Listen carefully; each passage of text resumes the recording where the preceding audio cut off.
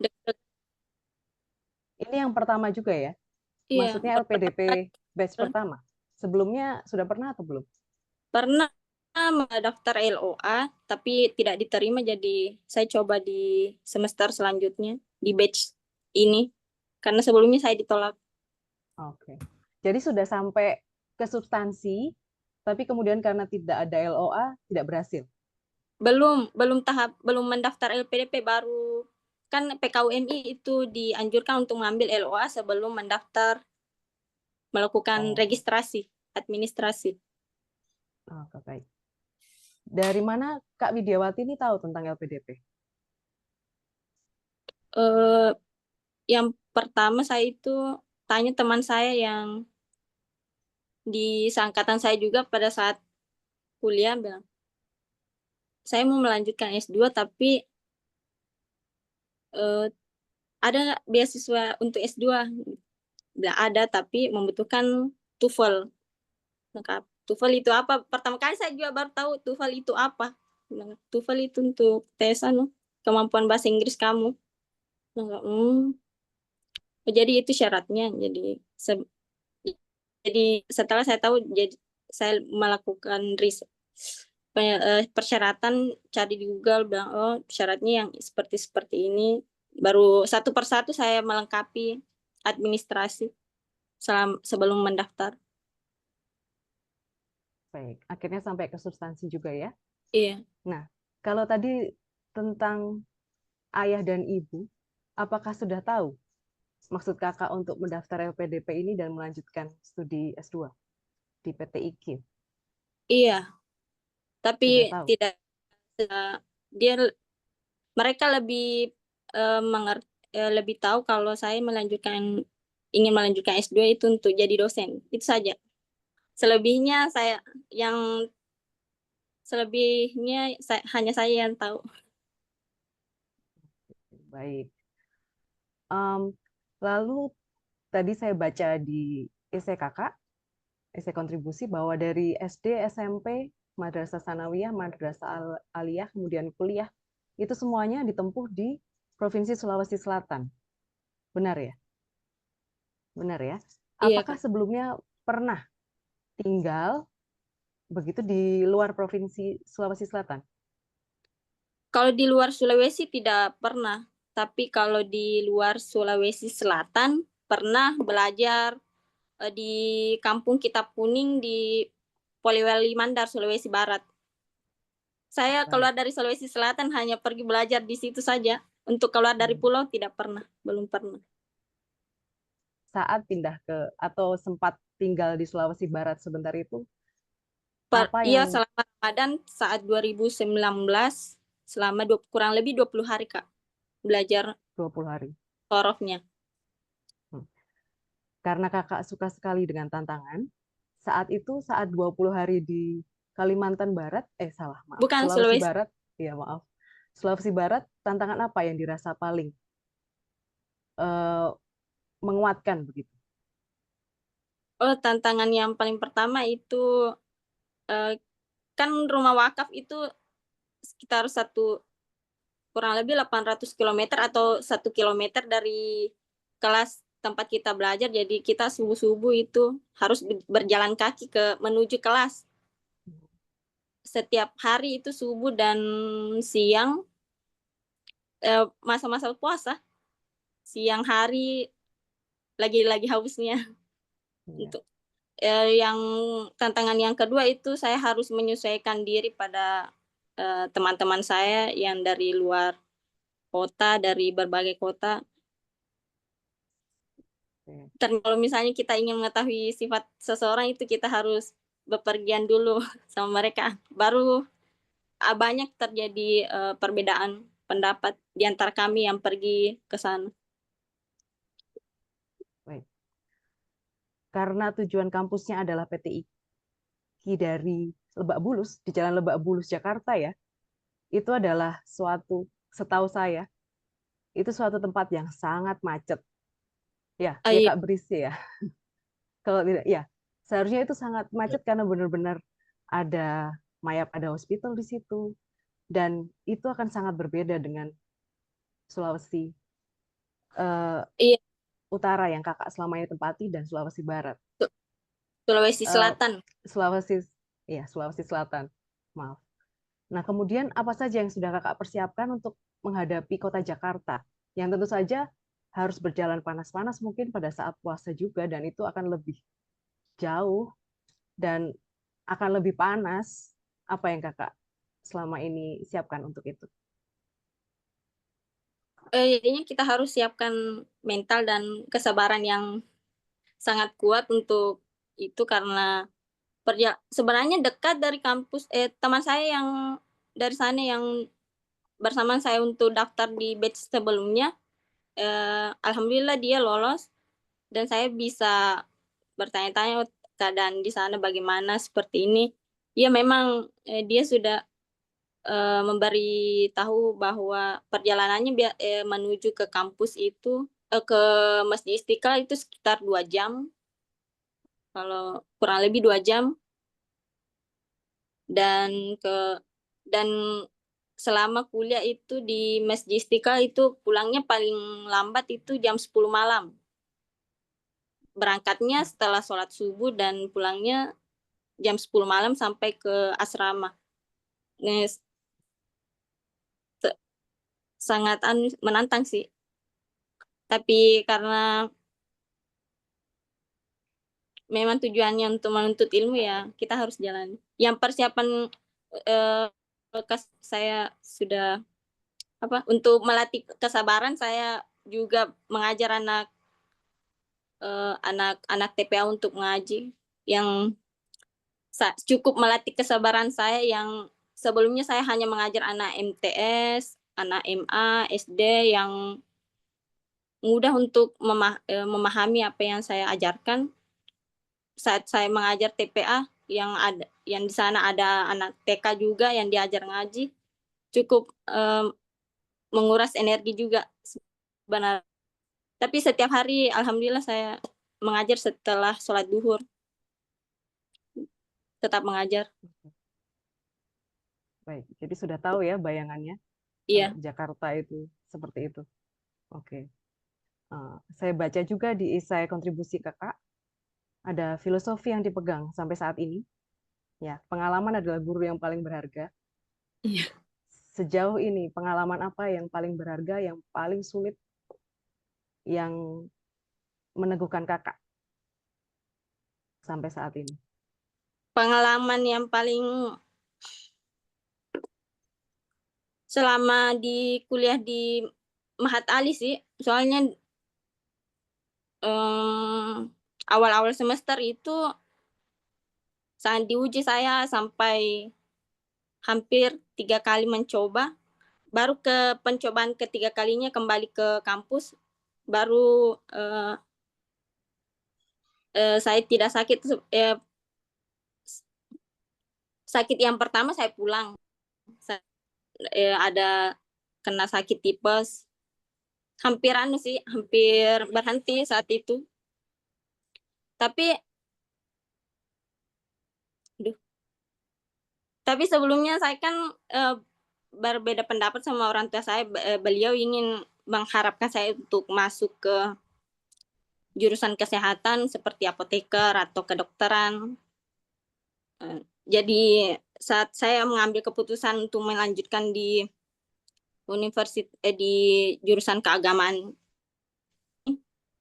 beliau memberikan saya em, sebagai motivasi sih, bilang kalau misalnya kamu gagal jangan kembali ke jangan kembali ke bapak gitu. Jadi saat saya sakit di Mahat Ali kan sambil mondok,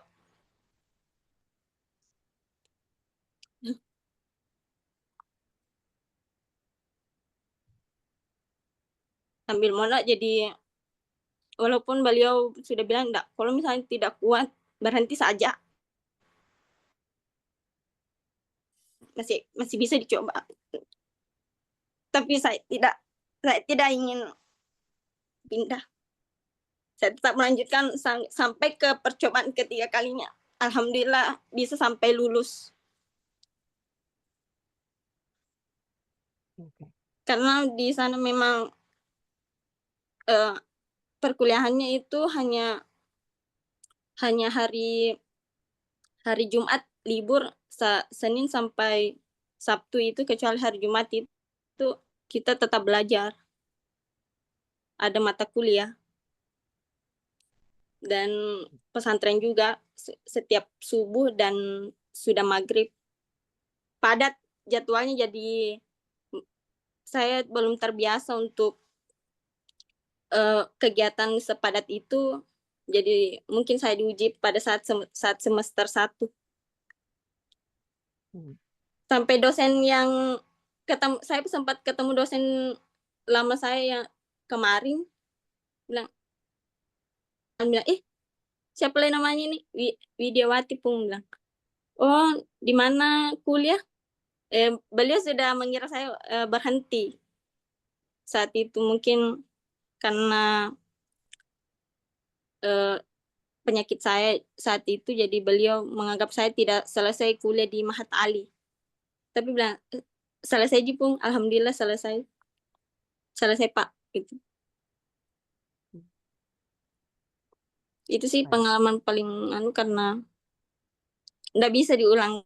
Karena saya juga kangen untuk kembali lagi di Mahat Ali. baik. Dan akhirnya lulus ya. Iya. Baik. Lalu, kalau menurut Kak Widiawati, hal apa yang membuat Kak Widiawati berbeda dari kandidat lain yang mendaftar di LPDP? Em, Hal yang paling menurut saya itu berbeda dengan yang lain itu eh, dari segi pengalaman juga, karena selama pengabdian saya cukup eh, saya cukup alhamdulillah saya cukup apa tuh,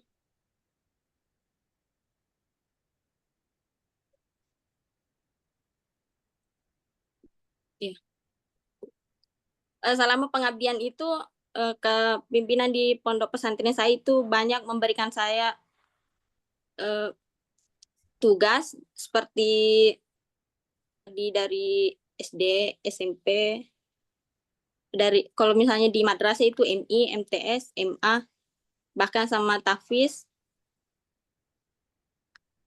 Di antara yang mengabdi di pesantren itu, saya saya mengajar di semua lembaga kecuali di TK, karena memang sudah tidak ada yang mengajar di TK yang alumni Mahat Ali. Yang mengajar itu dari SD, MI, MTS, MA, dan tahfiz.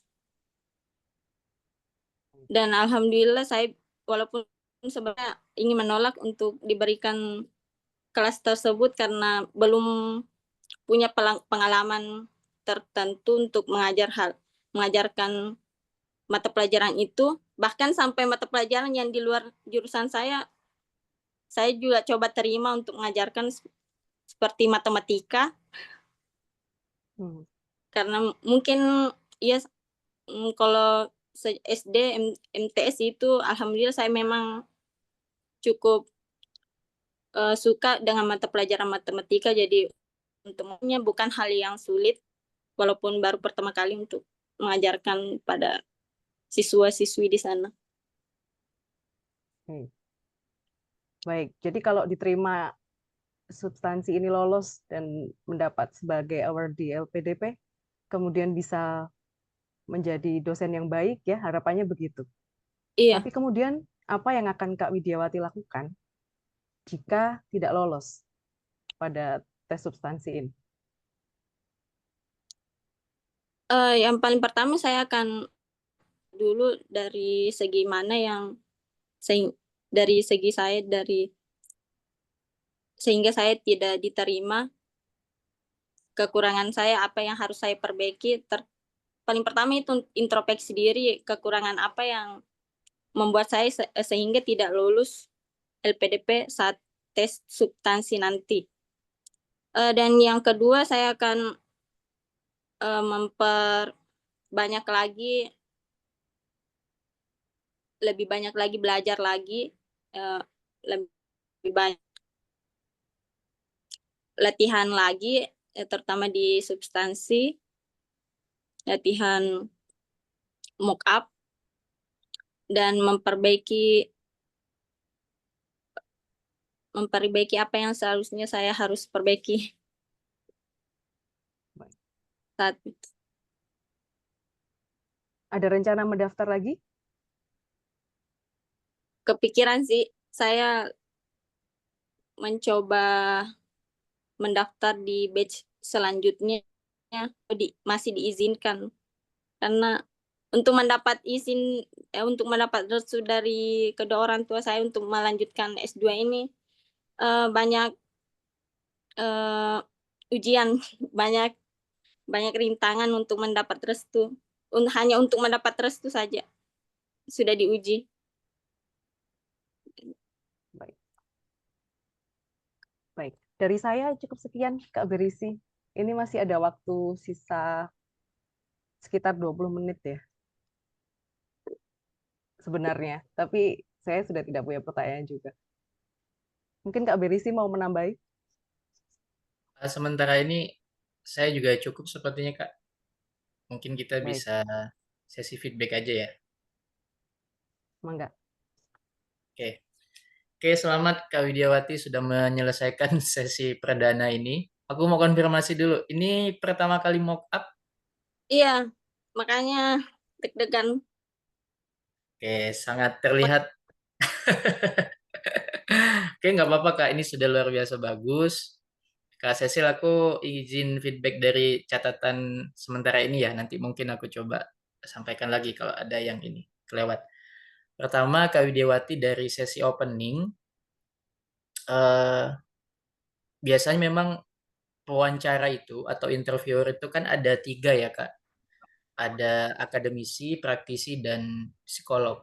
Nah, kebetulan hari ini kami berdua mencoba untuk eh, menjadi di antara ketiganya. Saya mewakili akademisi dan praktisi dan Kak Cecil tadi sebagai psikolog. Jadi mungkin Kak Widiawati juga menyadari pertanyaan-pertanyaannya yang sifatnya pasti ada yang ke ranah pribadi. Kan tadi full Iya, itu Kak Cecil ranah pribadi itu. Lalu tadi di sesi saya sebenarnya saya ingin memperkuat pemahaman Anda terkait apa alasan Anda untuk lanjut studi dan kenapa pilihannya S2-nya di PT Eki dan PK UMI gitu ya. Nah, itu yang kita mau coba gali lebih dalam.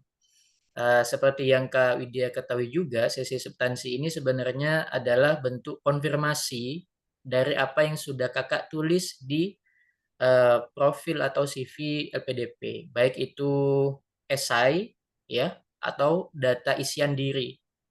Jadi semuanya dikonfirmasi di sesi substansi ini. Nah, pengalaman saya pribadi, Kak Widiawati, ini juga mungkin nanti bisa jadi apa namanya pesan juga bahwa sebenarnya kunci dari substansi itu kita adalah tenang.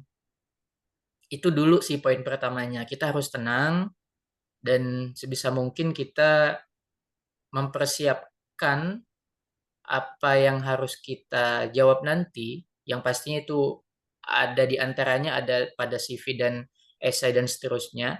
Ya salah satu bentuk ketenangan itu bisa didapatkan dengan sesi-sesi latihan mockup seperti ini.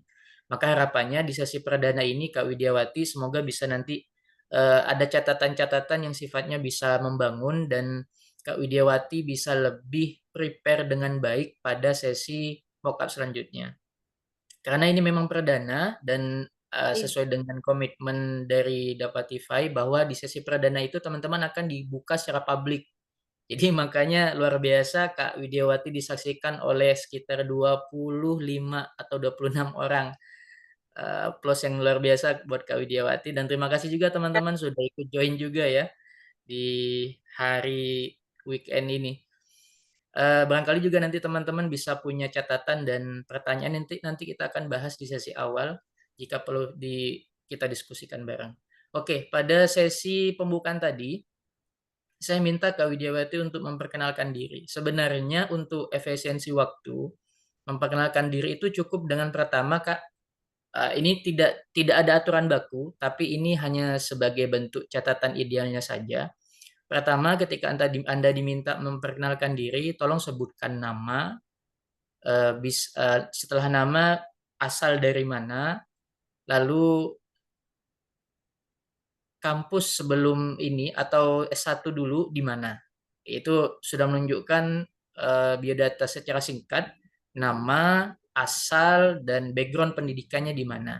Itu setidaknya 3 poin itu yang bisa disampaikan. Jadi tidak perlu terlalu melebar kemana-mana dulu, karena nanti akan ada sesi yang akan lebih dalam. Gitu. Jadi ketika diminta untuk memperkenalkan diri, cukup sekiranya 3 poin itu dulu. Selanjutnya, ini mungkin terkait teknis ya. Iya, oke. Terima kasih Kak Lilik sudah mengingatkan. Ini terkait teknis. Jadi untuk eh, apa ya, media yang digunakan, kalau nggak salah saya juga dicantumkan juga ya di bukletnya LPDP juga. Jadi upayakan nanti ketika sesi substansi kakak menggunakan laptop ya atau PC ya. Ini kan menggunakan HP ya. Iya. Oke, kalau bisa diusahakan menggunakan PC ataupun laptop. Walaupun memang ada beberapa case teman-teman yang di daerah-daerah tertentu yang sangat sulit dengan sinyal, biasanya diperbolehkan menggunakan handphone.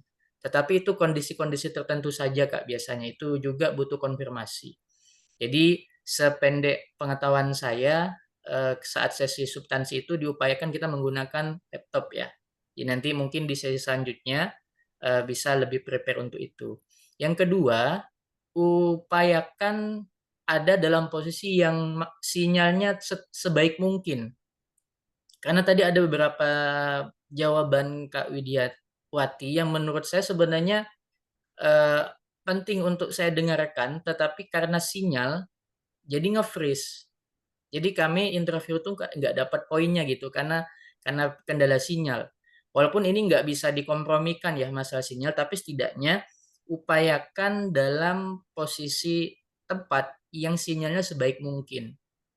Jadi meminimalisir kendala di jaringan dan sebagainya.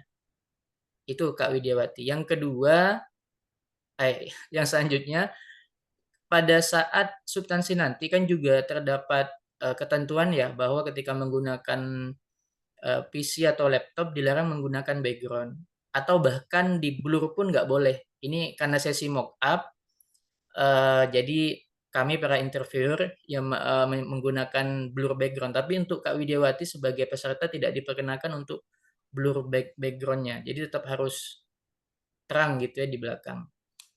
Yang kedua, yang selanjutnya tadi pada saat sesi saya minta diputarkan kamera, itu bentuk rangkaian memastikan bahwa di sana Kak Widiawati sendiri tidak ada orang lain sehingga tidak ada gangguan-gangguan yang tidak diharapkan.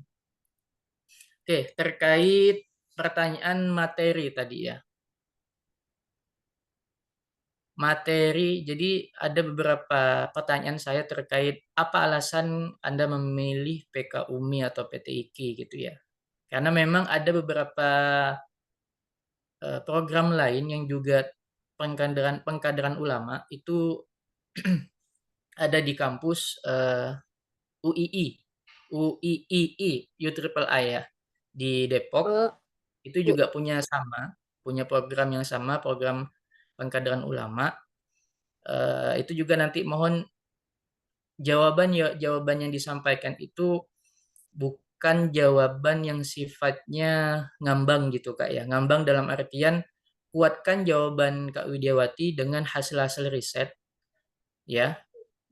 Dengan harapan menggunakan ketika kita menjawab berdasarkan hasil riset itu menunjukkan bahwa kita ini memang sudah siap dan kita sudah memantapkan pilihan di PKU ini gitu. Dan itu bisa dielaborasi dengan kurikulum yang ada di PKU-nya. Misal, kalau tadi bicara masalah moderasi beragama, moderat misalnya ya dalam Islam, itu sudah ada dicantumkan dalam kurikulum PKUMI yang juga terdapat mata kuliah moderasi beragama yang juga salah satu dosen pengampunya adalah para tokoh-tokoh yang dikenal sangat moderat. Misal diantaranya di dalam negeri itu ada Prof. Quraish Shihab, ya. Terus kalau dari luar negeri ada Dr. Usama, ya ada dari Al-Azhar. Karena memang pengampu ataupun dosen yang ada di PKUMI itu tidak hanya dosen-dosen yang di dalam negeri tapi juga luar negeri. Nah, upayakan ketika menjawab pertanyaan yang demikian, Kak Widiawati, upayakan itu berdasarkan hasil riset gitu. Jadi bukan nebak-nebak, karena itu salah satu bentuk kematangan Anda memilih program ini.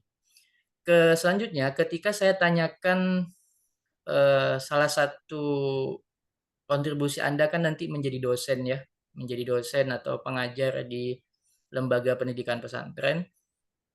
Tadi kan saya sempat tanya bagaimana untuk mencapai hal itu misalnya. Nah, bisa Kak Widiawati elaborasi, karena jawabannya sebenarnya sudah ada di essay Kakak. Cuma mungkin Kakak blank tadi ya, atau mungkin nggak keinget gitu.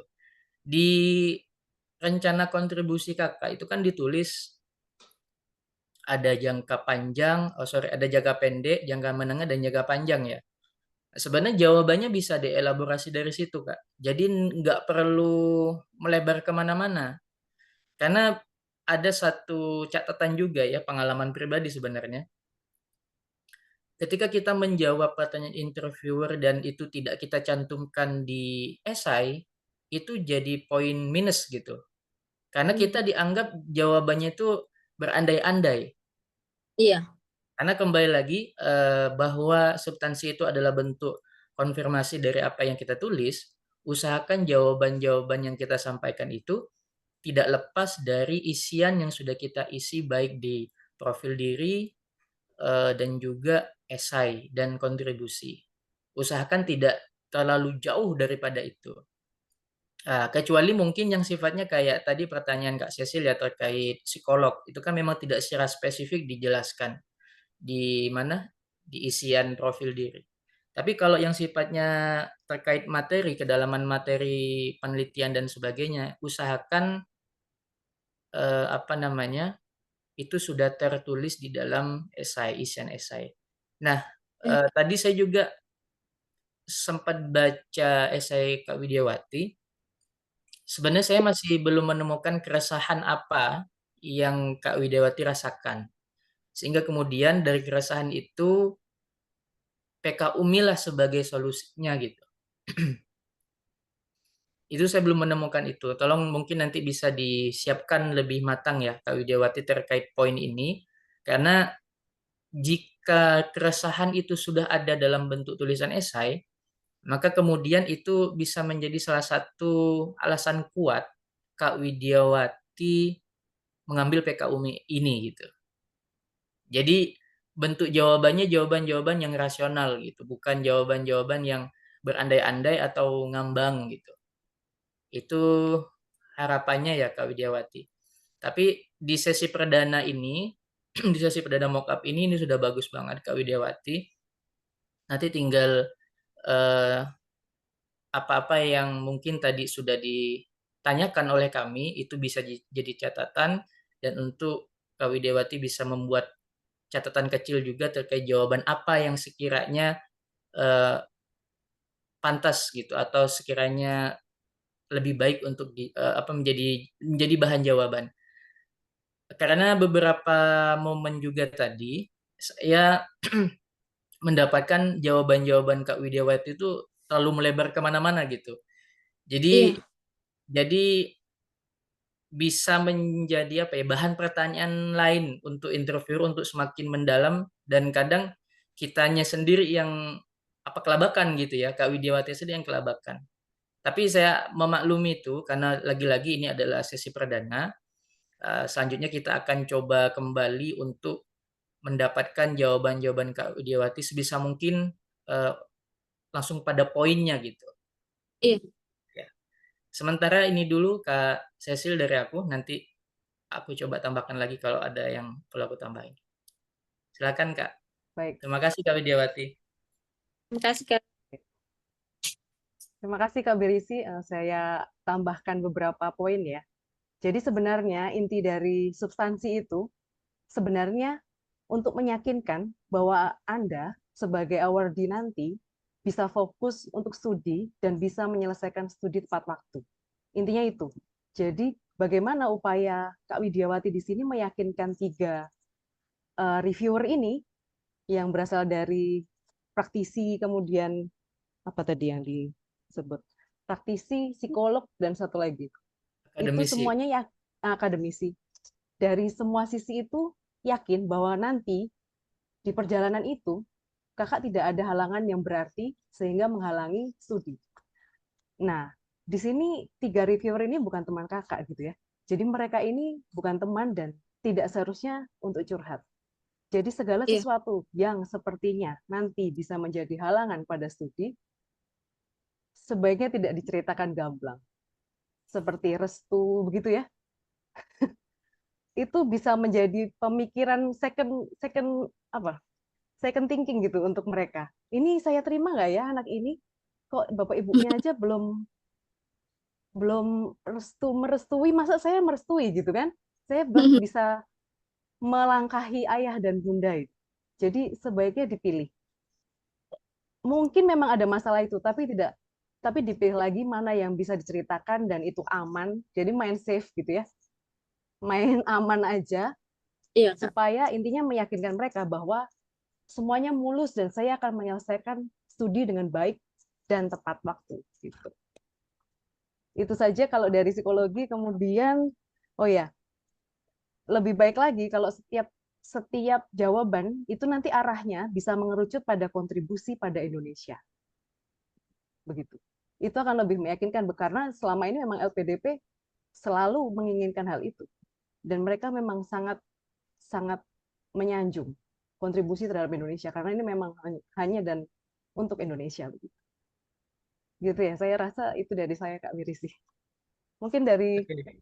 Kak Wirisi ada tambahan atau kita buka sesi untuk teman-teman yang ingin bertanya ya. Oke, siap. Sedikit benar ini pesan yang disampaikan oleh Kak Lilik ya, Kak Lilik Nur Indah. Jadi memang secara teknis Kak Widiawati tadi saya juga lupa menyampaikan. Jadi secara teknis memang salah satu apa ya yang biasa kami sampaikan atau kami dapatkan dari award-award sebelumnya. Salah satu bentuk etika komunikasi yang baik itu ya kita upayakan pada saat berbicara atau menjawab pertanyaan dari interviewer itu Kak Widiawati, usahakan fokus kita ke satu titik. Dalam hal ini kita upayakan menatap kamera. Jadi nggak perlu kita lihat siapa di sini yang hadir gitu ya.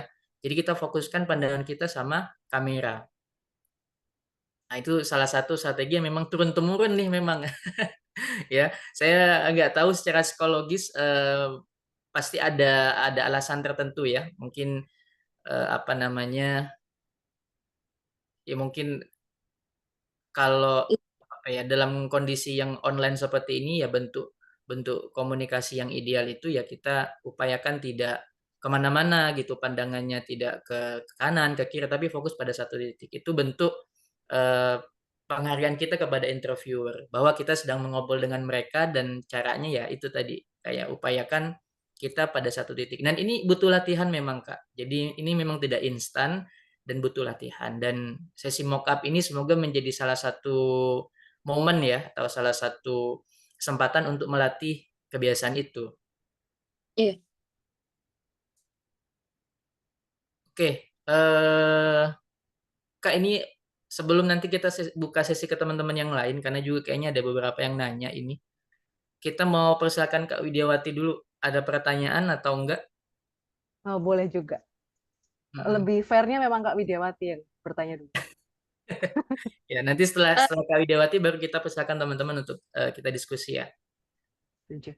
eh, mengenai anu Kak yang di CV, apakah jawaban yang ada di CV itu di pertanyaan yang ditanyakan harus sesuai dengan di CV? Maksudnya tidak tidak perlu tidak memerlukan tambahan. Kadang kan yang di CV itu kan hanya beberapa kalimat saja yang dijelaskan di situ seperti apa yang em, ke- kelebihan apa yang Anda miliki di antara yang lain seperti yang tadi Kak Cecil kan jawaban yang ada di CV itu cukup singkat Bolehkah dijelaskan secara lebih luas lagi atau hanya seperti itu Oke. ketika wawancara nanti? Yang paling ideal adalah semuanya mengacu pada apa yang sudah ditulis di CV. Nanti melebarnya, jadi tidak begitu melebar, tapi arahnya tetap itu. Hmm. Bisa ditambahi keterangan-keterangan, tapi tidak bikin chapter baru gitu, selain yang di CV. Hmm.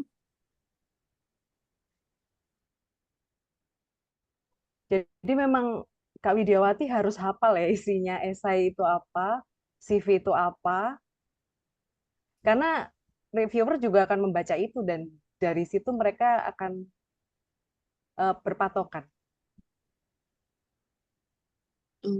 Iya. Soalnya banyak tadi pertanyaan Kak Cecil tadi jawabannya tidak sesuai dengan esai. Saya baru ingat ternyata harus sesuai dengan esai ya jawabannya. Ya, idealnya begitu. Karena pada saat membaca itu reviewer sudah membayangkan, oh orangnya seperti ini, yang dihadapi akan seperti ini, pertanyaan saya akan seperti ini. Kalau tiba-tiba, loh kok beda gitu kan? Ini bisa diartikan sebagai tidak sesuai dengan apa yang sudah diucapkan. Iya. Mungkin begitu. Oh, kalau tentang yang tadi yang harus pakai laptop untuk mock up-nya atau nanti wawancara, tidak boleh pakai HP, Kak. Soalnya laptop saya kameranya tidak berfungsi. Atau memang ada aplikasi yang bisa menghubungkan HP ke laptop, maksudnya kameranya tetap HP tapi mock up-nya di laptop. Gimana sih jelasinnya? Kalau Kamera mock up sih nggak ada khusus ya. Kalau mock up, kalau nantinya itu loh. yang Substansi. nanti tuh dianjurkan pakai laptop. Betul. Dianjurkan pakai laptop. Jadi harus dipersiapkan ya. Betul. Betul, Kak Widiawati. Jadi memang persiapannya itu cukup maksimal ya. Jadi bukan hanya sekedar teknis. Teknis itu ya terkait bagaimana nanti audio dari laptopnya bagus, terus kamera Iya. juga bisa difungsikan, sinyal juga sebisa mungkin optimal gitu ya. Itu terkait teknisnya, persiapan teknis. Tapi terkait persiapan substansi yang lebih substansinya itu ya bagaimana kesiapan Kak Cecil sebagai peserta ya, karena jawaban-jawabannya nanti dipertanyakan oleh interviewer itu sudah sebenarnya sudah ada di esai maupun profil diri Kak Widawati yang sudah diserahkan. Sebenarnya itu sih Kak poinnya gitu.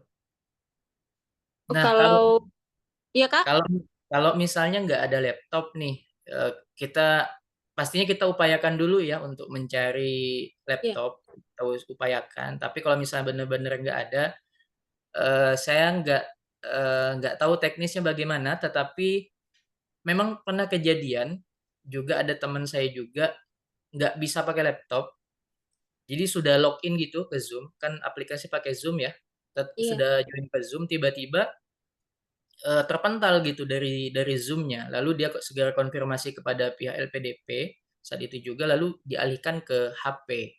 Tapi ini kan kondisi-kondisi yang tidak ini ya, tidak biasa gitu. Ini hanya ketentuan-ketentuan yang sangat-sangat mendesak. Jadi tetap ikuti panduan dari LPDP-nya Kak, karena dari LPDP panduannya diupayakan untuk menggunakan PC atau laptop gitu. Dan juga biasanya tidak diperkenankan juga menggunakan headset ya. Koreksi nanti Kak Cecil kalau ini, seingat setahu saya tuh nggak boleh pakai headset apa namanya, yang Bluetooth kalau nggak salah. Tapi kalau kabel boleh, tapi kalau yang Bluetooth nggak boleh gitu. Sepengalaman teman-teman begitu di yang lain. Jadi upayakan nanti begini aja nggak usah pakai headset ya. Itu terkait teknis. Oh, ada yang nyaranin beli kamera bawaan Kak. Ya rencana sih beli webcam. Iya. Atau kalau enggak minjam laptop teman mungkin Kak barangkali ada yang bisa dipinjamkan gitu lebih ini sih. Lebih tidak terlalu ini. Kalau harus beli kan nanti harus ada anggaran yang harus dianggarkan ya. Tapi kita serahkan ke Kak Widiawati kalau itu. Pertanyaan saya yang mengenai penelitian itu ada nanti di tes substansi, Kak, penelitian. Oh iya, oke. Itu tadi pertanyaan terkait sebenarnya gini Kak, pengalaman kami, saya ya, nanti mungkin Kak Yasir bisa berbagi cerita juga. Kalau untuk yang S2 biasanya teman-teman yang daftarnya di jenjang S2 itu lebih banyak dikuliknya memang di esai. Dan salah satu yang dikulik itu adalah persiapan untuk risetnya atau rencana tesisnya apa. Kalau kami yang di S3, saya maksudnya yang di S3 itu banyak dibombardirnya di disertasi, proposal disertasi. Mungkin Kak Cecil juga punya cerita yang ini ya.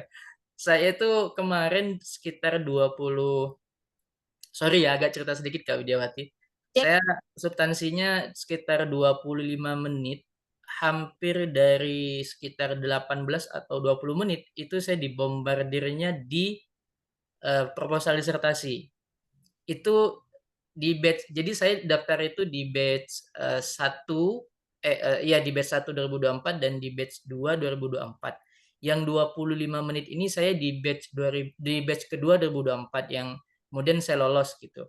Nah, pengalaman di batch satunya substansi saya itu 1 jam lebih dan itu sama juga, saya juga dibombardirnya di proposal disertasi saya. Hampir sekitar 45 menit itu semuanya ngebahas disertasi. Sampai saya tuh nanya, ini yang dua fungsinya apa ya? Kok nggak nanya gitu? Karena banyak banget pertanyaan terkait proposal. Jadi kenapa tadi saya sampaikan juga pertanyaan terkait persiapan tesis? Karena pengalaman dari teman-teman di PKUMI khususnya yang S2 kemarin sempat sharing katanya juga ditanya tuh terkait persiapan tesisnya. iya.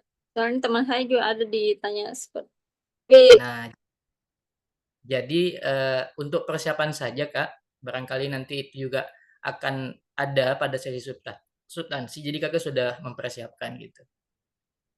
Atau mungkin Kak Cecil punya cerita yang berbeda? Saya kebetulan dapat kesempatan 3 kali mengikuti substansi.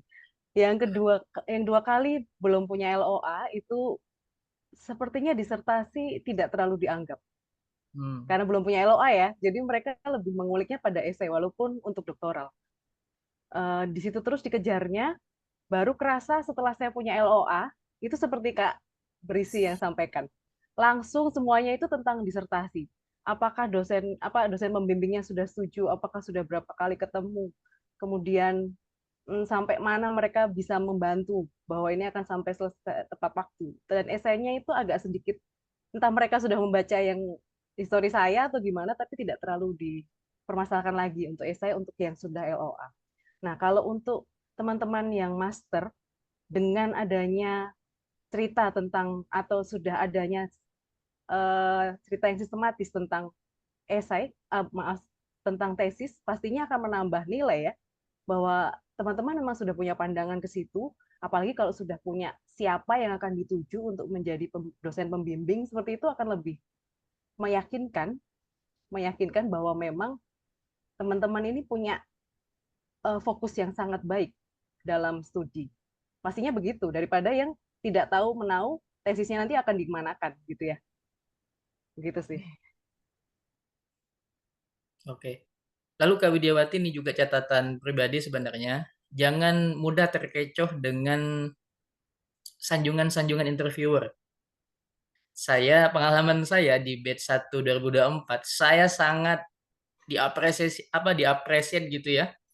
Pokoknya saya ngerasa was gitu, besar kepala saya. Ternyata nggak lolos gitu, ternyata nggak lolos. Eh Berbanding terbalik ketika di batch kedua 2024 itu, saya benar-benar, jadi Kak Cecil, saya setelah sesi mock up setelah sesi substansi itu saya benar-benar ngerasa kayak nggak ada lagi kehidupan setelah ini gitu. Karena kayak aduh, kayak lebih-lebih dari sidang tesis ini gitu. Memang tipikal interviewernya nggak seram gitu ya, nggak yang kayak oh kok kamu gini, enggak gitu, ngobrol santai aja. Makanya saya juga mencoba dengan Kak Widiawati juga mencoba untuk biasa aja kita kayak ngobrol biasa, tetapi pertanyaannya itu tek tek tek nusuk gitu ya. Jadi jadi jangan jangan terkecoh dengan kondisi begitu. Oleh karenanya, selagi memang persiapan kita matang ya, semua jawaban yang sudah kita akan ungkapkan itu sudah kita perhitungkan, dan jika memang harus mengelaborasi Kak Widiawati atau sedikit keluar dari apa yang ditulis dari esai, usahakan tidak tidak melebar, atau sekalipun kalau ngerasa ini kayaknya jawabannya terlalu jauh nih gitu keluar dari tulisan saya gitu, upayakan bawa lagi ke situ. Jadi poinnya tadi kata Kak Cecil, tetap apa yang dituliskan itu yang diungkapkan gitu. Ya kalau misalnya ada improvisasi sedikit itu hal yang wajar saja gitu. Tetapi upayakan jangan terlalu melebar kemana-mana. Iya, Kak. Oke, ada lagi Kak Widiawati? Cukup itu sih. Oke, sementara itu dulu ya. Mock up selanjutnya apa boleh? Atau cukup satu kali? Eh, Gimana Kak Cecil? Bisa, kan ada waktu yang masih kosong ya kemarin ya, ada 14 dan ada yang belum terisi. Silahkan dipilih lagi. Oke. Baik, Kak. Ya. Ini di sisi pertama ini memang wajib publik ya Kak Widiawati. Jadi teman-teman semuanya boleh ikut gitu. Nanti di sesi selanjutnya nanti mungkin hanya beberapa. Tapi kalau teman-teman mau gabung juga nggak apa-apa. Kalau kami nggak masalah ya. Oke Kak, Cecil izin ini ada beberapa pertanyaan Kak. Aku bacain aja ya Kak. Kak Cecil nanti Mangga, Kak. Silahkan. bisa menjawab. Oke, ini yang pertama tadi dari Kak Lilik. Pernah menyimak webinar mockup wawancara gestur dan mata harus menatap ke kamera sebagai bentuk menghargai wawancara. Oke, tadi sudah kita bahas ya Kak Lili. Oke, selanjutnya dari Kak Zuhruf. Antara perkenalkan diri Anda dengan ceritakan tentang diri Anda, apakah sama aja atau berbeda Kak untuk menjawabnya? Monggo Kak Cecil. Rangga. Intinya kalau disampaikan pada awal sebagai perkenalan diri itu seperti yang Kak Berisi sampaikan, jangan sampai 2 menit lebih gitu ya perkenalannya. Ya yang sesuai poin-poin yang tadi Kak Berisi sampaikan. Sama aja kalau disampaikannya mau ceritakan tentang diri Anda, mau perkenalkan diri Anda, mau pakai bahasa Inggris, tell me about yourself gitu, sama aja kalau pada awal. Nanti kalau ingin lebih pasti akan ditanyakan lagi dengan pertanyaan follow up oleh reviewer. Oke, oke.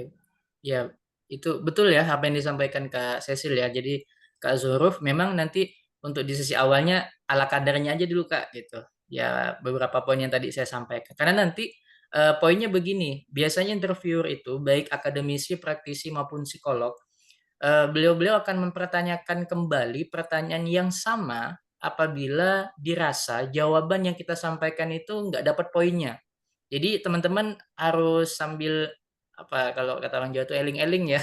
Jadi harus agak-agak ingat-ingat juga. Kalau kok kayaknya tadi udah ditanya nih kayak pertanyaan ini, tapi kok ditanyain lagi, berarti ada yang kurang tepat sama jawaban kita.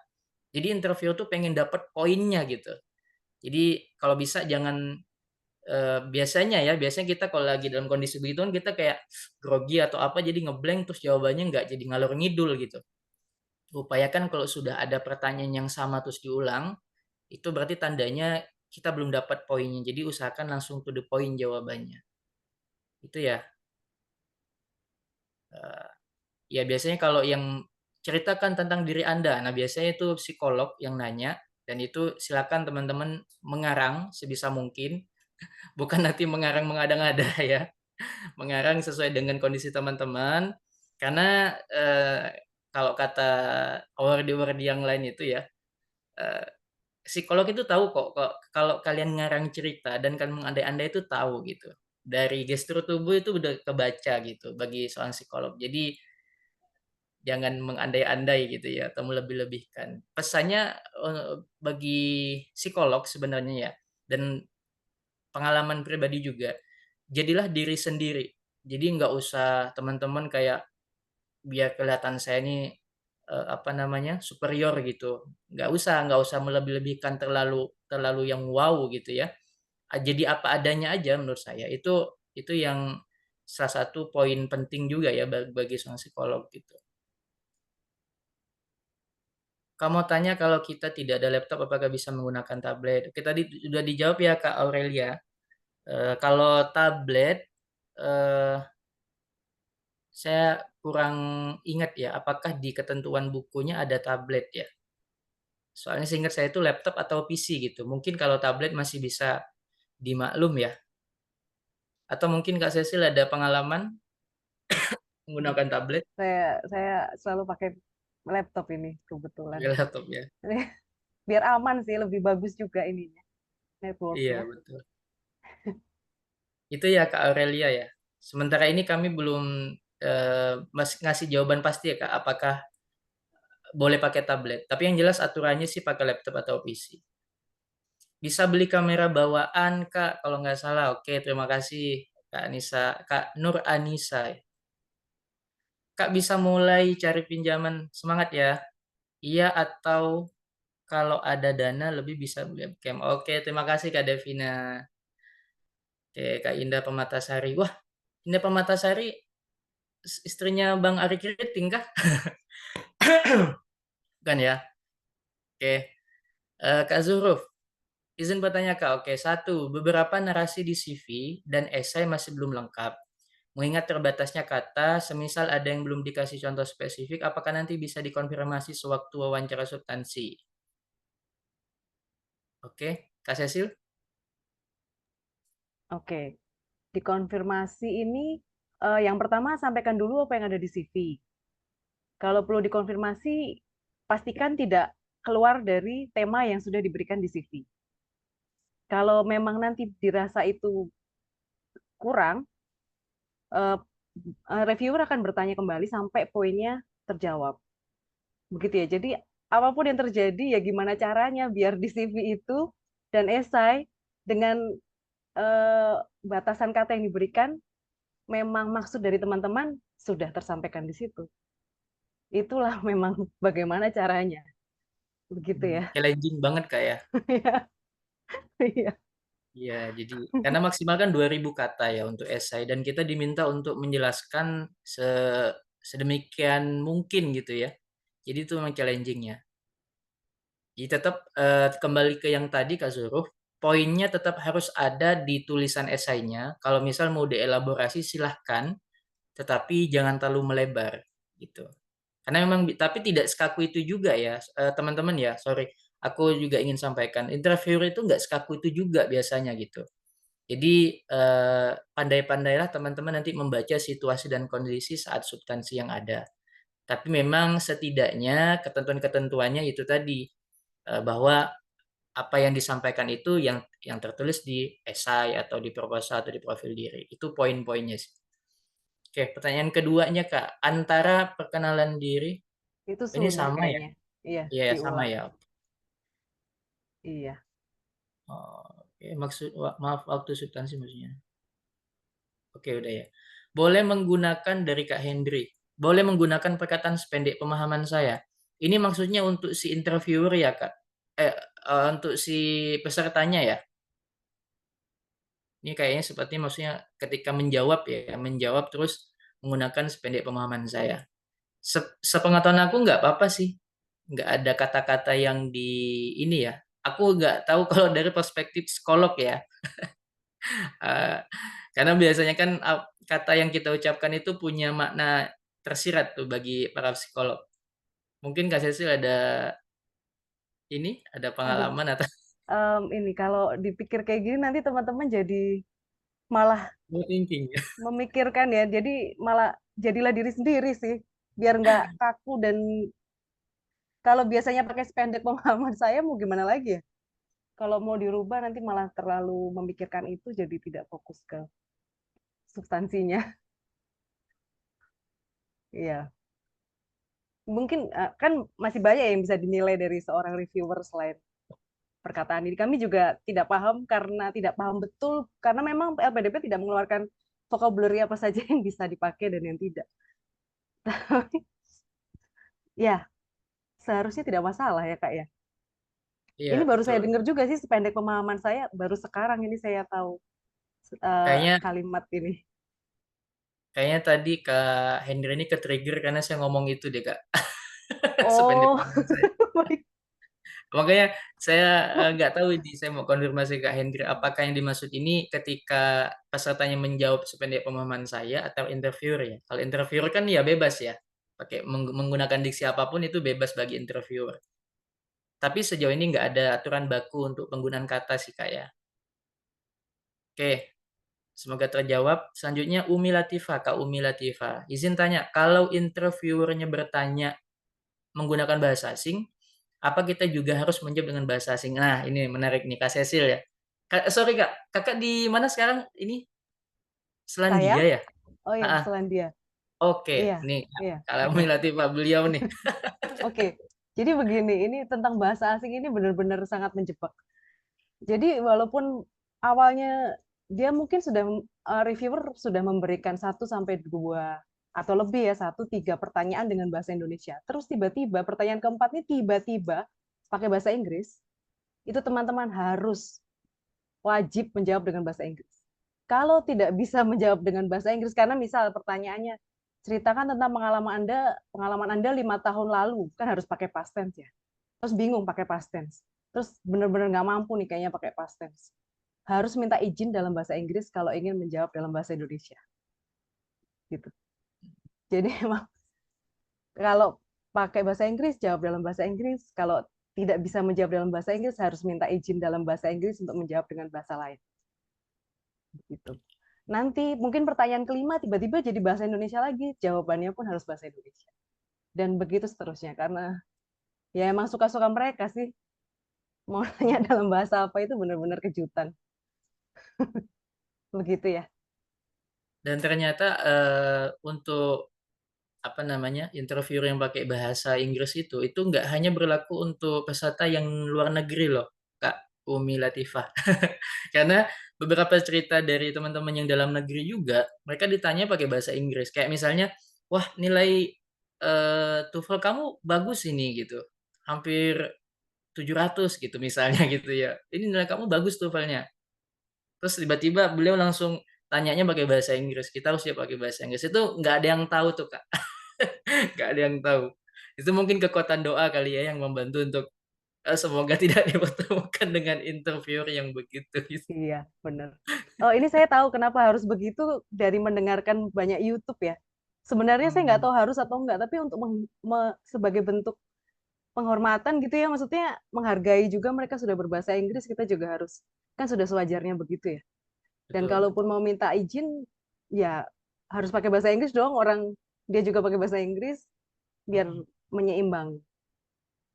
Begitu sih. Jadi sebenarnya juga nggak ada kayak polisinya ya tentang betul. ini, tapi dari banyak yang saya dengarkan di YouTube, kemudian curhat dari teman-teman Awardi itu seperti itu.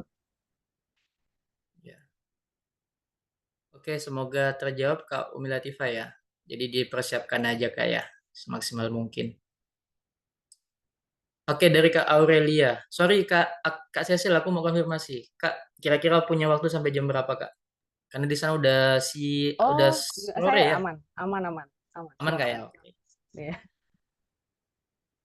Dari Kak Aurelia. Kak, kalau tidak ada laptop, apakah bisa menggunakan tablet? Sejauh ini mengajarkan sesuatu pakai tablet. PPT juga sih, Kak. Oke, tadi udah dijawab sebenarnya Kak ya, Kak Aurelia terkait penggunaan laptop ataupun tablet ya. Tapi, oke, sejauh ini menggunakan sesuatu pakai tablet.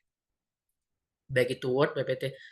Oke, sepengalaman saya pribadi ya, ketika substansi 2 kali kemarin, kita nggak diminta untuk menampilkan apapun kok, baik itu PPT maupun Word. Jadi ya kayak gini aja langsung, jadi nggak perlu teman-teman nanti menyiapkan PPT gitu ya, karena nggak kayak presentasi gitu. Bahkan kalau saya pribadi ngerasanya kayak ngobrol aja gitu, nggak yang kayak gimana-gimana. Maka dari itu biasanya kita menyiapkan catatan-catatan CV misalnya ya atau proposal itu kita udah print semua, udah kita kasih apa namanya tanda semua. Jadi misalnya oh nanti ini Tapi kayaknya nggak sempat juga sih pengalaman aku sih kayak Kak Cecil ya. Nggak sempat juga kita lihat catatan-catatan yang udah kita siapin di sekitar kita itu nggak siap apa nggak bisa gitu. Karena kita udah fokus kan tadi pertama harus melihat interviewer gitu ya. Kita udah fokus aja gitu sebisa mungkin.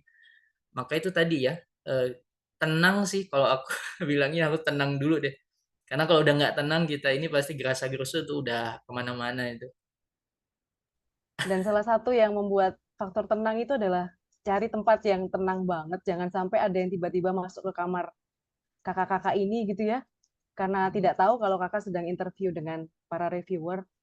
Jadi usahakan memang jangan boleh ada yang masuk karena itu akan mengganggu fokus. Tadi sempat ada yang masuk ya di kamar Kak Widiawati terus fokusnya agak hilang gitu. Nah, Iya, itu jangan sampai terjadi pada saat nanti. Kalau sekarang nggak apa-apa dong ya. Namanya Ya, latihan ya. iya iya betul betul. Oke, Kak Aurelia semoga terjawab ya. Dari Kak Rido, izin Kak, pertanyaan-pertanyaan tentang penelitian secara garis besar seperti apa aja Kak tentang penelitian? Kalau mungkin dari aku dulu Kak Cecilia. Kalau pengalaman aku kemarin, kalau terkait proposal disertasi ya, itu pasti setidak-tidaknya apa-apa yang sudah ada di panduan, buku panduan, minimal itu kita siapkan secara matang, karena memang itu ditulis ya. Tapi sesederhana ini sih, kalau saya kemarin ditanya alasan kenapa mengambil penelitian ini atau kegelisahan ini apa, itu garis besarnya sih Kak. Kalau metodologi sejauh pengalaman saya enggak yang terlalu dibahas sih, metodologi enggak. Lebih ke apa namanya? Kenapa judul ini menjadi penting untuk kamu teliti atau riset di disertasi nanti? Itu sih pertanyaan secara garis besarnya untuk penelitian. Kalau dari aku begitu. Mungkin dari Kak Cecil ada yang lain. Eh, Pengalaman saya beberapa kali ditanya latar belakang dan itu mengkaitkan dengan banyak sekali data. Ya dihafalkan saja data-data besarnya. Kenapa kok memilih ini yang ada di Indonesia bagaimana, berapa banyak. Kalau saya tentang pasien, jadi berapa banyak pasien yang menderita penyakit ini gitu paling nggak tahu. Ya, kalaupun tidak tahu harus menjawab dengan yakin. Begitu sih. Harus menjawab dengan yakin bahwa memang tahu tentang hal itu supaya meyakinkan para reviewer tadi bahwa memang fokusnya sudah benar sesuai dengan kepentingan yang ada di Indonesia saat ini. Begitu. Saya juga sempat ditanya penelitian ini tentang interaksi dengan dosen pembimbing. Sudah sampai mana, berapa kali pernah bertemu, berapa kali pernah membicarakan ini, kemudian nanti akan ambil data di mana, sempat ditanya juga. Kemudian apa kaitannya dengan negara yang akan saya datangi dengan Indonesia kalau memang itu memang di luar negeri seperti itu. Oke. Kak, siapa tadi yang bertanya? Kak Rido, semoga menjawab Kak ya. Oke, Indah Permatasari. Bukan Kak, saya belum nikah. Oke, aman Kak. Aman Kak Indah. Dari Kak Aurelia. Kak, mau nanya. Kebetulan esaiku dan judul tesis sangat berbeda jauh. Namun, di esai tidak dijelaskan tentang tesisku. Tetapi aku sudah mencari jawaban tentang kaitan antara tesis dan esai. Tidak ada sih Kak penjelasannya di esai, apakah itu tidak menjadi masalah? Hmm, memang nggak ada sih kalau dari template yang disediakan ya. Tidak sespesifik itu memang kalau di template yang di booklet itu. Itu pertanyaan saya tadi terkait rencana tesis itu Kak, karena memang berdasarkan pengalaman teman-teman awardee yang lain, itu ada pertanyaan yang demikian dari interviewernya. Dan nilai plusnya kalau kita sudah siapkan itu jadi bukti gitu kalau kita itu memang udah siap. Nah, kan LPDP itu kan nyari orang yang pantas dan siap ya. Dan diwakili oleh interviewer itu. Jadi kalau misalnya kita sudah menyiapkan atau bahkan menyinggung ya, menyinggung itu dalam esai itu jadi poin sih harusnya gitu. Kalau pengalaman saya pribadi lagi-lagi memang karena S3 itu wajib juga melampirkan proposal disertasi, sebisa mungkin esai tulisan yang ada di esai atau keresahan-keresahan yang ada di esai itu kemudian ditawarkan solusinya dengan hasil yang rencana riset kita atau proposal disertasi kita. Itu sih kalau di doktoral ya, di doktoral. Kalau di S2 sih kayaknya memang nggak ada rencana riset, tapi itu hanya poin plus saja. Ini udah bagus sih kalau memang Kak Aurelia sudah mempersiapkan keterkaitan itu gitu. Itu lebih mantep. Berarti udah matang berarti persiapannya kan. Oke, mungkin dari Kak Cecil. Setuju sih Kak, saya memang tidak perlu menyebutkan kalau apalagi master ya. Tesis juga masih awang-awang gitu kan sebenarnya ya, tapi memang lebih baik dipersiapkan untuk jawaban elaborasi saja. Nanti bisa dibelokkan sedikit ke situ untuk pembuktian bahwa memang sudah terpikirkan. Sama dengan Kak Berisi. Thank you. Oke, sama-sama Kak.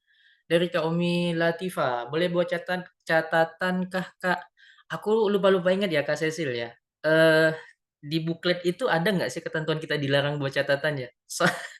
Kalau HP, handphone, aku kebetulan waktu di batch kedua itu memang pakai hotspot gitu kan Kak.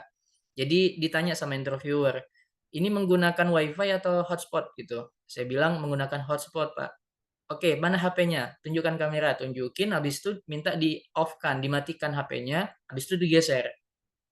Nah, aku lupa-lupa ingat nih, kalau catatan boleh apa enggak. Tapi pengalaman teman-teman award dia untuk mempersiapkan itu biasanya mereka nempelin catatannya itu di layar ini loh. Tapi ada yang berhasil ya mungkin dengan cara itu. Tapi kalau saya pribadi, itu tadi saya bilang, saya sudah menyiapkan print-printan esai dan sebagainya itu, tapi nggak kepegang juga gitu di saat substansi gitu. Nggak keburu megang-megang itu tuh nggak kepegang gitu. Mungkin Kak Cecil ada pengalaman Oke, lain. saya mau jujur aja nih. Jadi saya sempat karena ada beberapa singkatan yang saya udah susah banget ngapalinnya setengah mati nggak apal-apal gitu ya. Nama lembaga yang ada di New Zealand ini apa? Jadi saya tempel di laptop aja. Di depan ini kan laptopnya tidak disuruh membalikkan seperti ini ya. Jadi apa yang ada di keyboard juga tidak ketahuan kan ya. Ya, saya tulis di situ apa catatan-catatan yang bisa ditulis dengan karakter besar supaya bisa mudah dibaca dengan sekali lihat, dengan sekali pandang. Kalau memang sudah tidak bisa tanpa catatan, mau apa lagi ya daripada berpikir dan kelihatan lama dan kelihatan blank. Cuma caranya aja sih. Kan itu juga bukan suatu yang curang ya, karena ya nggak curang juga sih catatan Iya, gitu. Tapi memang untuk handphone diminta untuk mematikan di depan interviewer. oke. Terima kasih Kak. Oke, siap Kak Cecil, terima kasih. Jadi itu ya Kak Umi Latifah. Jadi untuk catatan ya, kalau misalnya terpaksa harus membawa catatan, seminimal mungkin nggak merepotkan pada saat wawancara sih, itu sih poinnya. Kak, dari Kak Indah Permatasari, Kak, bukti-bukti yang kita tulis seperti sertifikat, foto-foto, apakah harus disiapkan? Gimana, Kak Cecil? Perlu disiapkan Oke. bentuk hard copy maksudnya ya? Itu mungkin. Oh, oke. Saya waktu itu siapkan eh, apa namanya screenshot screenshot saja. Jadi kalau mereka minta untuk diperlihatkan, saya bisa share screen gitu. Tapi waktu itu saya karena LOA masih dalam progres, ada buktinya bahwa masih dalam progres, mau saya tunjukkan pun mereka, oh nggak perlu, kita percaya kok, kita percaya gitu. Jadi sepertinya memang tidak ada waktu untuk menunjukkan itu karena kan butuh waktu ya untuk mencari, untuk share screen itu butuh waktu dan itu memakan waktu.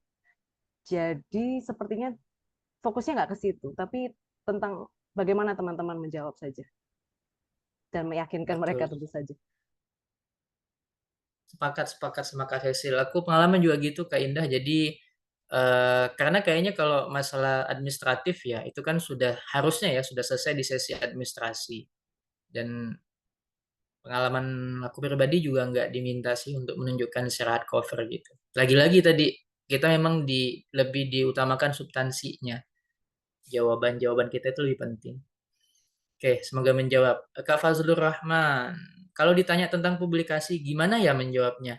Dengan baik. tahu gimana menjawabnya dengan baik jika belum pernah publikasi. Gimana Kak Cecil? Oke, jadi teman-teman, kalau memang belum pernah publikasi, ya sampaikan saja belum pernah publikasi. Itulah adanya teman-teman. Jangan membuat-buat, nanti kalau sampai tiba-tiba disuruh nunjukin kan babak belur ya.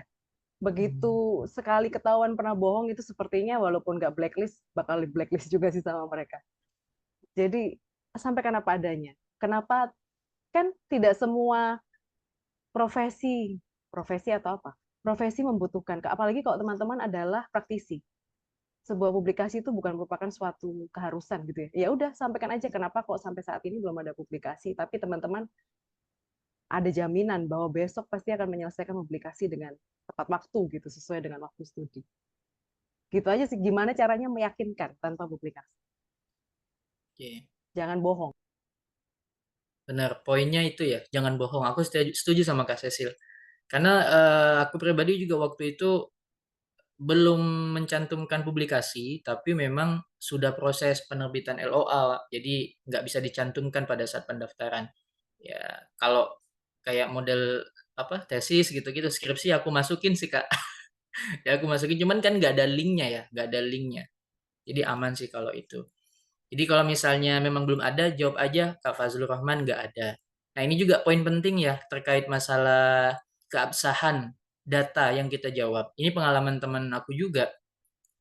Jadi ketika sesi sesi substansi itu ditanya terkait jumlah mayoritas eh, mayoritas Muslim di sana berapa persen gitu. Lalu tiba-tiba teman ini jawab sekitar 40%. Auto langsung dicek di data BPS saat itu juga sama interviewernya. Oke, 40% ya. Tapi saya lihat di data BPS di daerah ini Muslimnya 80% loh. Kamu dapat data dari mana? Nah, ini poin ya. Ini pesan buat kita semua.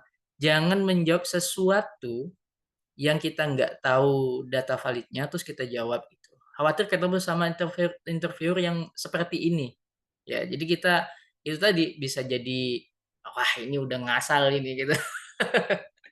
Kita pokoknya eh, jawab aja Kak. Kalau misalnya nggak tahu, eh, untuk saat ini saya belum tahu data valid terkait ini Bapak Ibu gitu. Kemudian saya akan pelajari lebih dalam. Jadi lebih baik menjawab begitu aja. Jadi nggak usah mengada-ada. Biar kelihatan keren gitu ya. Nggak semua pertanyaan itu harus dijawab gitu teman-teman. Nggak semuanya harus dijawab. Kalau nggak tahu bilang aja nggak tahu. Oke, Kak Maya Sari, Kak, berarti kalau untuk S3 lebih banyak dipertanyakan tentang proposal ya, Kak. Jika proposal kita mencantumkan ada 4 rumusan masalah, apakah semuanya ditanyakan, Kak? Oke, tadi udah kita singgung sedikit, Kak, ya, sama Kak Cecil juga. Eh, kalau dari aku pribadi, kebetulan memang case-nya titik berat pertanyaannya itu di proposal, Kak. Selama aku 2 kali substansi ya. Itu kalau aku hitung-hitung ya sekitar 70% lah pertanyaan substansi aku itu terkait pendalaman materi yang ada di proposal disertasi. Tetapi ada case yang lain juga gitu ya, nggak melulu tentang itu gitu. Ya, pesannya usahakan dan nggak harus spesifik Kak, nggak harus spesifik karena kita mencantumkan 4 rumusan masalah terus 4 rumusan itu yang diperdalam. Enggak juga, belum tentu itu juga sih. Eh, Pengalaman aku gitu. Mungkin Kak Cecil ada Oke. Baik, pengalaman yang kalau kalau doktoral itu kan disertasinya pasti akan sangat mengerucut dan belum tentu yang mereview atau interviewer itu memang bidangnya seperti apa yang teman-teman disertasikan gitu kan. Jadi pertanyaannya tidak akan bukan berarti tidak akan bisa juga sih dapat dapat expertise yang sama gitu ya. Memang semuanya lebih baik disiapkan, tapi sepanjang pengalaman saya mereka bertanyanya kebetulan yang dihadirkan pada saat 3 kali itu sepertinya karena saya mendalami epidemiologi. Jadi yang datang itu epidemiologis, tapi mereka tidak mendalami obatnya. Tapi dipertanyakan tentang kenapa kok ini jadi kayak pertanyaan apa payung aja sih, besar begitu. Kenapa kok pilih tema ini? Apa hubungannya dengan yang ada di Indonesia? Bagaimana caramu kalau suatu saat ada halangan dan ini tidak bisa diselesaikan atau bisa berubah judul, misal. Jadi pertanyaan-pertanyaan yang tidak terlalu mengerucut terhadap 4 rumusan masalah itu saya tidak mengalami sih ditanyakan benar-benar detail rumusan masalah yang saya buat tentang, tapi tentang apa hubungannya dengan Indonesia itu aja sih. Begitu Kak, kalau saya. Oke, itu jawabannya ya Kak ya. Semoga nanti apa namanya bisa ada sedikit gambaran ya untuk Kak Maya Sari. Oke, nggak ada pertanyaan lagi ya teman-teman ya. Oke, sudah terjawab semuanya. Oke, sebelum kita closing, Kak Maya Sari barangkali ada yang mau disampaikan? Maksudnya saya atau Kak Maya Sari? Sorry, Kak Cecil, sorry, Oh, sorry. oke, oke. Oke, Kak. Kita Baik, Kak Widiawati sudah bagus sekali usahanya untuk menjawab setiap pertanyaan dari kami. Semoga nanti yang ditanyakan pada saat substansi yang sebenarnya tidak jauh dari ini ya. Semoga tadi sudah tahu di mana letak-letak blanknya dan mana-mana bagian yang perlu lebih banyak disusun untuk disampaikan. Jadi bisa lebih lancar menyampaikannya dan lebih yakin. Terima kasih untuk teman-teman yang sudah hadir dan bergabung pagi-pagi di sana. Semoga habis ini bisa beraktivitas dengan lancar. Gitu aja. Oke, terima kasih Kak Cecil. Kalau dari aku sebenarnya sama ya dengan Kak Cecil tadi sampaikan, Kak Widiawati sudah sangat luar biasa karena ini adalah pertama kali dan aku yakin pasti Kak Widiawati sudah banyak sekali membuat catatan-catatan sehingga nanti di sesi selanjutnya akan menjadi lebih prepare, lebih apa jawaban-jawabannya juga langsung ke poin-poin inti. Ya, jadi tidak terlalu melebar kemana-mana. Semangat Kak Ya, Kak. Widiawati Terima kasih, dan Kak. ya dan terima kasih teman-teman yang sudah meluangkan waktunya ya di hari weekend ini. Bagi Kak Cecil sudah luar biasa ya. Berperbedaan 5 jam tetapi tidak menyurutkan semangat beliau untuk menemani kita semua di sini hari ini. Oke, itu saja.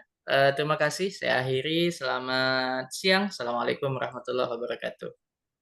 Waalaikumsalam. Terima kasih Kak Cecil. Terima kasih teman-teman semua.